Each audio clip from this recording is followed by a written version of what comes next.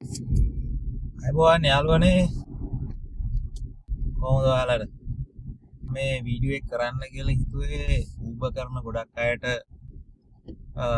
තියෙන ප්‍රශ්නයක් වෙන්නත් පුළුවන් සමහරක් විට මට විතරක් තියෙන ප්‍රශ්නයක් වෙන්නත් පුළුවන් මේ මම දුවන්නේ අතරම මැග්නයිට් එකක් අලුත් මැග්නයිට් එක 2025 එක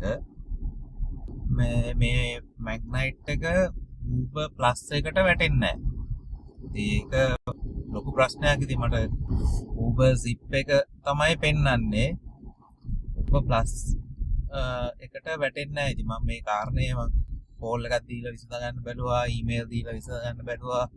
මට කිසිම පිළිතුරක් හම්බුන්නේ නැහැ.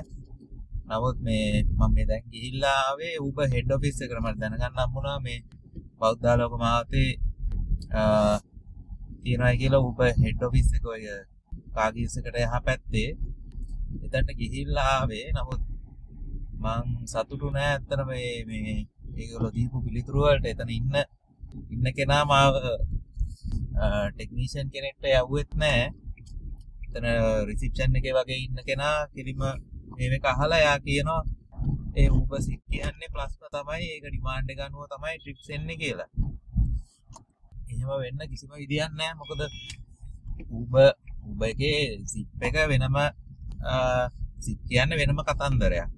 Uber Plus කියන්නේ වෙනම කතන්දරයක්. ඒතකොට Uber Plus එකේ එක්කෙනාට කැමති නම් Uber Zip එක තෝරගන්න පුළුවන්. ඒ කියන්නේ Uber Zip trips එන්න චෙක් බොක්ස් එක දාන්න පුළුවන්. කැමති නම් Uber Zip එකයි Uber Plus එකයි දෙකම දුවන්නත් පුළුවන්.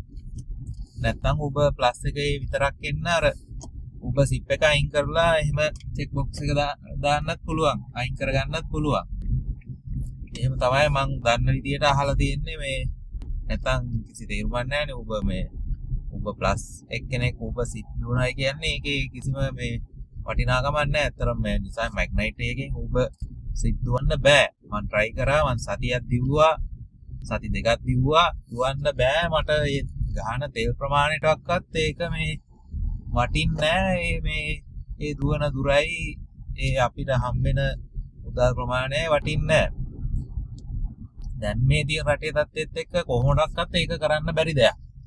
එතන මේ පෙන්නනවා කිලෝමීටර් 20 30 1500 1900 ඉතින් කොහොමද එහෙම දුවන්නේ? දුවන්න බෑනේ.